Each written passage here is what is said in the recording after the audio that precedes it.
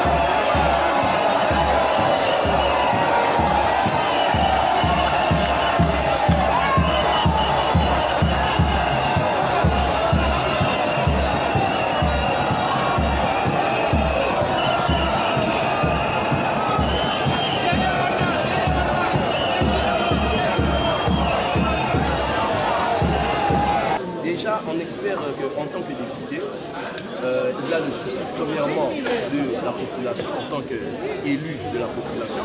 Et je pense que quand il va là-bas au niveau du gouvernement provincial, il pourra appuyer le gouverneur dans cette lourde tâche de gérer une mégapole comme la ville de Kinshasa, qui n'est pas évident. Restons toujours dans le même sujet. Les gouverneurs et vice-gouverneurs élus ce vendredi 6 mai auront-ils droit de bénéficier de 5 ans de mandature telle qu'inscrite à la loi électorale ou jetteront-ils l'éponge en 2023? L'honorable Blanchard Taketela nous en donne des éclaircissements. Il est au micro de Lumière Nissi. Écoutez, nous savons que le mandat est de 5 ans, même le mandat du chef de l'État. Mais si aujourd'hui la population s'est soulevée pour dire que ce n'est plus 3 et qu'on devait changer le chef de l'État, ce n'est pas puisqu'il a été élu pour 5 ans qu'il doit dire que moi j'ai été élu pour 5 ans et que je devais rester. Non. C'est aussi pour nous les assemblées provinciales. Nous avons été élus pour 5 ans. Du moins pour nous, c'est la population qui doit nous faire partir, où nous devons arriver à la fin de notre mandat. Mais pour ceux dont nous nous donnons le pouvoir, entre autres les gouverneurs de province, nous leur accordons ce pouvoir pendant 5 ans. Mais pendant le parcours, si c'est méconduit, s'il ne se comporte pas bien, s'il est incapable, il n'est pas un gouverneur dynamique, nous on ne va pas le garder pendant 5 ans, puisque pendant 5 ans, il va détruire davantage la province. Nous allons faire un frein devant lui pour lui dire, monsieur, vous ne convenez plus, partez, on prend une autre personne. Celui-là viendra terminer le mandat, viendra terminer le temps qui reste pour arriver aux prochaines élections. Rendons-nous à la primature pour l'organisation du 8e Jeu de la francophonie à Kinshasa en août 2023. Une délégation de l'Organisation internationale de la francophonie a été reçue ce vendredi 6 mai par le chef du gouvernement Jean-Michel Sama Lukonde. Et à cette occasion, elle a présenter ses civilités et renouveler son soutien. Suivez. Je suis ici à la primature, je conduisais la délégation composée de monsieur l'administrateur de l'OIF avec son équipe. Il s'agit ici de l'organisation du 9e jet de la francophonie de Kinshasa, prévu pour l'année prochaine, soit du 28 juillet au 6 août 2023. Alors, la délégation est arrivée pour faire d'abord l'évaluation sur l'état d'avancement des travaux. Et l'administrateur est arrivé parce que nous devrions signer l'avenant concernant le changement de date et le budget modifié. C'est ce qui a été fait hier. Nous avions signé l'avenant avec l'administrateur de l'OIF. Et aujourd'hui, nous étions obligés, premièrement, que la délégation puisse présenter les civilités à son Excellence, Monsieur le Premier ministre chef du gouvernement, aussi faire les rapports de leur mission ici à Kinshasa. Notre venue ici est pour continuer à travailler en partenariat, en véritable partenariat avec le gouvernement de la RDC, avec le Comité national des Jeux de la francophonie, que l'OIF est prête à accompagner. Et nous avons déployé en même temps que notre visite une série de missions techniques. Et cette semaine, j'étais accompagné d'une grande délégation d'experts techniques dans plusieurs domaines culturels, sportifs, finance, architecture, culturelle, justement pour engager un dialogue avec leurs vis-à-vis, les experts des différentes commissions techniques du Comité national des Jeux de la francophonie. En vue de la normalisation du trafic aérien en République démocratique du Congo et la mise en place effective de la nouvelle compagnie Air Congo, le Premier ministre Jean-Michel Samalou Kondé a fait accélérer les processus sur ces. Il a reçu dans son cabinet de travail une délégation de la compagnie Ethiopian Airlines pour s'enquérir de l'évolution du dossier du département RDC Ethiopian Airlines. Suivez.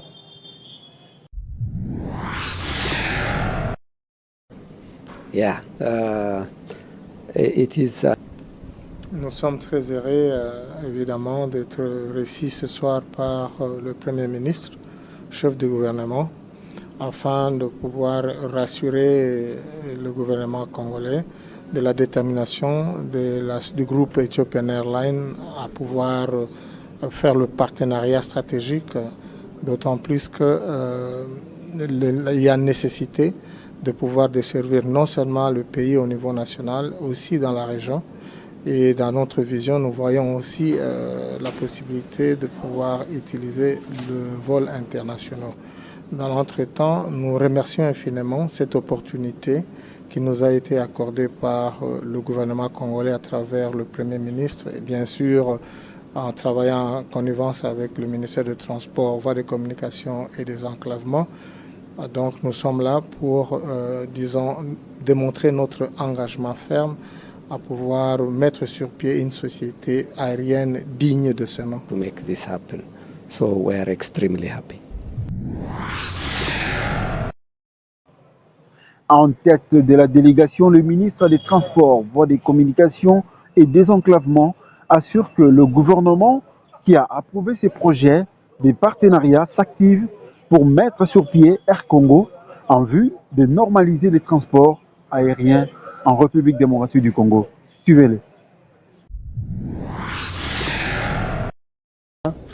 Concernant particulièrement le secteur des transports, voies de communication et de désenclavement, le chef de l'État nous a dit de tout mettre en œuvre pour que le transport aérien en République démocratique du Congo soit normalisé. Voilà pourquoi, en suivant aussi les orientations de son Excellence, Monsieur le Premier ministre, chef du gouvernement, nous avons envisagé un partenariat stratégique avec le groupe Ethiopian Airlines. Ce partenariat stratégique met à notre disposition 7 aéronefs. Il y a aussi un programme de maintenance, il y a le programme de renforcement des capacités, il y a aussi le programme d'accompagnement de l'autorité de l'aviation civile de la République démocratique du Congo. Changeons de chapitre. À l'occasion de la journée de la recherche italienne dans le monde, l'ambassadeur d'Italie en République démocratique du Congo Alberto Petrongeli a organisé une conférence sur le thème Activité des volcans du Virunga, dont Nyamulagira et Nyiragongo. C'était dans la salle du Capitole à Rotana.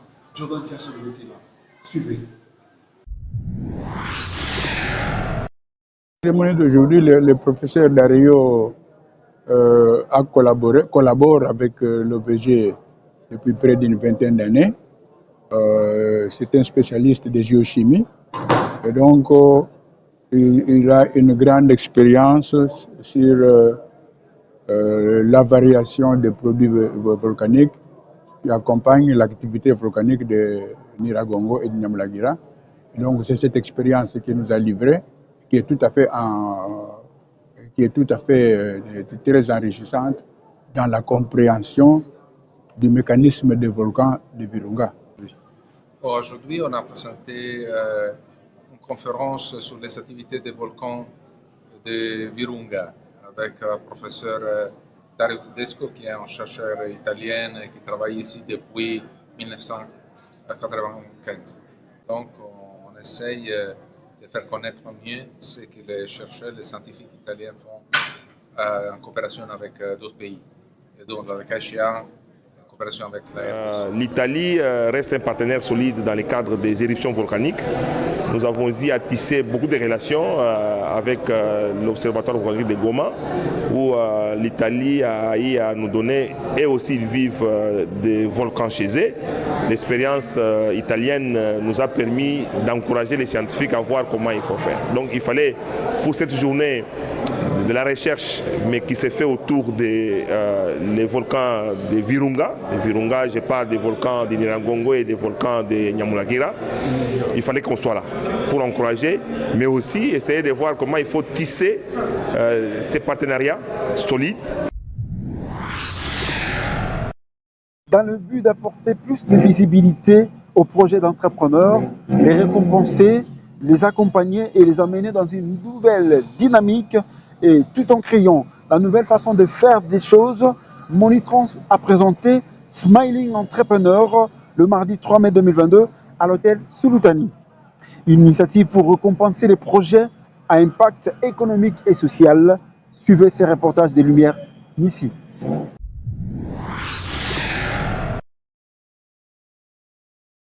Pour connecter les entrepreneurs de la République démocratique du Congo avec les entreprises et pour redynamiser les secteurs entrepreneurial et créer de nouvelles synergies, Monitrans, une société de transfert d'argent, vise l'humain. Et le but était d'apporter plus de visibilité aux projets d'entrepreneurs, les récompenser, les accompagner et les amener dans une nouvelle dynamique en créant la nouvelle façon de faire des choses. 3 parties étaient au centre de cet événement, dont la partie des panélistes avec les secteurs agricoles et financiers, la partie des pitch des entrepreneurs devant un jury pour évaluer les critères et les objectifs, le speed dating pour connecter les entrepreneurs et les entreprises présents à l'événement. Celle qui a remporté ce concours s'appelle Madame Sylvie Malukisa. Applaudissez pour elle, s'il vous plaît. Elle est fondatrice de Manité Congo. Madame Sylvie Malukisa a remporté ce prix, $1000 et un trophée de la part de Monitrans. De $500. Applaudissez en tout cas, ce n'est pas prévu. Dites merci à Monitrans quand même qui a pensé à vous. Je rappelle que millionnaire. Applaudissez pour elle. Merci. Sylvie Malukisa, qui est le gagnant du prix Monitrans, est notre invité du journal. Suivons-la. Bonsoir Madame Sylvie. Bonsoir, Vous allez très bien? ça va. Madame Sylvie, aujourd'hui vous devenez d'être primée aujourd'hui dans le concours qui a eu aujourd'hui organisé par Monitrans. Vous avez eu ces prix, quelles sont à chaud vos impressions? Je suis très contente. Je suis très contente, pas pour le prix, mais pour avoir gagné. En fait, le prix c'est bien, mais avoir gagné, avoir eu autant de personnes qui ont validé mon projet. Ça fait chaud au cœur parce que lorsqu'on fait une entreprise, ce n'est pas pour soi-même, mais c'est pour les gens. Et lorsque les gens valident votre projet, c'est ça en fait le plus grand prix qu'on peut avoir. Je vous signale, Madame Sylvie, si vous avez gagné aujourd'hui, c'est parce que la majorité, puisque je faisais partie de la majorité qui vous a voté, c'est-à-dire les gens ont remarqué que vous êtes proche d'eux par rapport à votre projet. Vous parlez d'alimentation, vous avez donné l'exemple des sacs de piments, de l'ananas et consorts. Donc c'était ça le besoin, c'est le besoin même du public aujourd'hui. C'est ce qui a fait en ce que vous gagnez aujourd'hui. Et comment vous êtes organisé dans votre projet? Alors, moi j'ai l'habitude de dire que Manité Congo n'est pas une génération spontanée. Je ne me suis pas réveillée un matin et j'ai commencé à préparer des histoires. C'est un projet réfléchi. C'est une histoire de toute une vie. J'ai commencé à rêver de faire une entreprise depuis que j'ai 16 ans. C'était précisément pour créer une industrie qui va offrir nos produits traditionnels. On reste dans le goût congolais, dans les arômes congolaises, mais produits localement avec des talents congolais. Je trouvais que ce n'est pas bien et c'est injuste d'importer notre nourriture, mais surtout que la nourriture importée des autres pays présentait mieux que notre propre nourriture. Et il y a surtout cette phrase des gens qui disent que moi je préfère manger ce qui est importé parce qu'il y a la qualité, ce qui est produit localement, il n'y a pas la qualité. Ça c'est quelque chose c'est comme régner sa propre mère. Et je m'étais dit un jour je vais faire une société qui va produire de la nourriture congolaise de qualité et les gens vont en être fiers. Donc c'est ça le leitmotiv. Et évidemment j'ai la bénédiction d'avoir une maman scientifique, elle est professeure d'université. Le professeur Marie-Claire Yanjou, qui est l'experte nationale de la transformation du manioc. Et c'est grâce à elle surtout qu'aujourd'hui, Manitech peut être fier de mettre sur le marché des produits sains, excellents pour la santé. Je vous pose une question qui concerne le monde d'aujourd'hui. Il y a la guerre en Ukraine. Russie-Ukraine se battent aujourd'hui. On a connu la crise sur le plan mondial. Je dirais, en ce qui concerne l'alimentation, on a remarqué du coup à Kinshasa la diminution de la quantité de la semoule. Je demandais personnellement, la grande quantité de semoule provenait de l'Ukraine. Mais vous plantez aussi, vous êtes dans l'agriculture. Quel conseil prodiguez-vous directement au gouvernement pour que nous ayons quand même la culture même de Joseph en Égypte à l'époque? Il n'y avait pas de minéraux aujourd'hui. Il n'y avait pas ce qu'on voit aujourd'hui. Mais l'Égypte antique était un pays riche. Est-ce que le pays aujourd'hui ne peut pas revenir avec la méthode ancienne là? Qu'est-ce que vous dites au gouvernement? Je dis au gouvernement, il faut être sérieux dans ce qu'on fait. Au-delà de nos différences politiques, au-delà de nos convictions personnelles, on a un pays à bâtir. Nous sommes un. La RDC, c'est tout ce que nous avons. Moi, je ne suis jamais allée en Europe. Bon, c'est vrai que je suis allée en Turquie une fois. On m'a dit c'est l'Europe aussi. Mais je ne suis jamais allée en France, en Belgique ou quoi que ce soit. Moi, je ne connais que la RDC. Si on n'arrange pas chez nous, on fait quoi, nous? Mes enfants, ils connaissent que ce pays.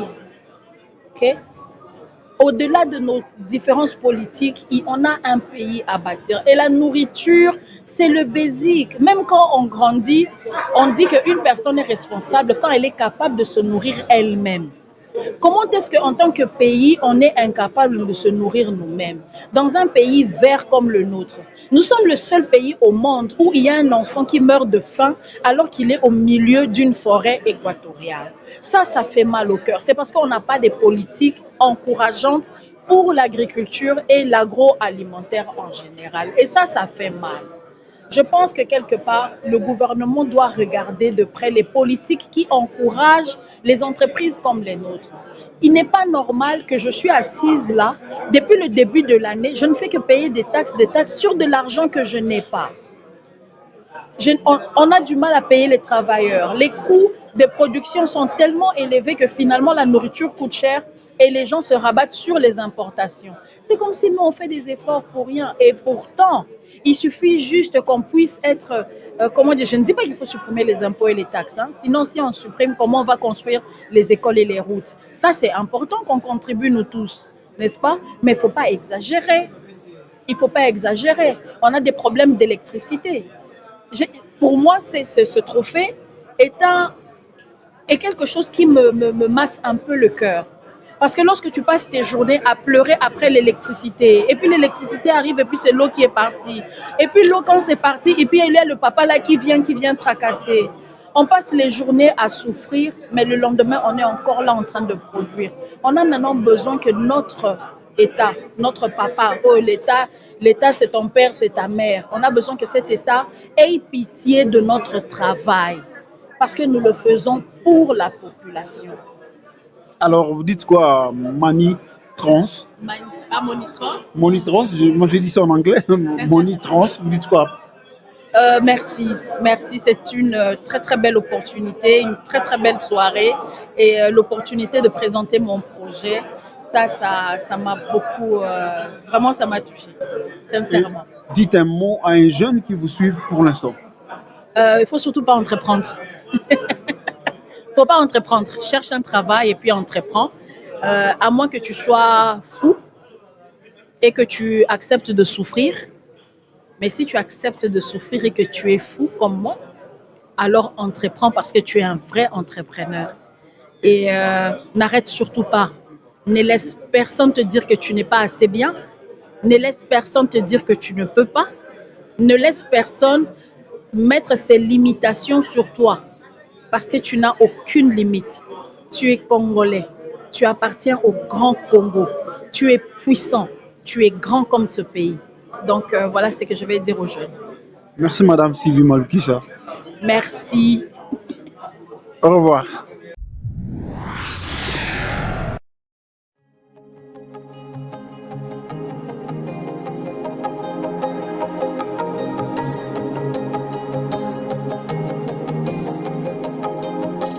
Depuis plus de 50 ans, les groupes électrogènes FG Wilson bénéficient d'une grande confiance pour fournir l'électricité essentielle en un large éventail d'applications à travers le monde. De 6,8 à 2500 kVA, FG Wilson offre l'une des plus larges gammes des groupes électrogènes fonctionnant au diesel, fabriqués dans les usines modernes en Europe, en Asie et en Amérique latine.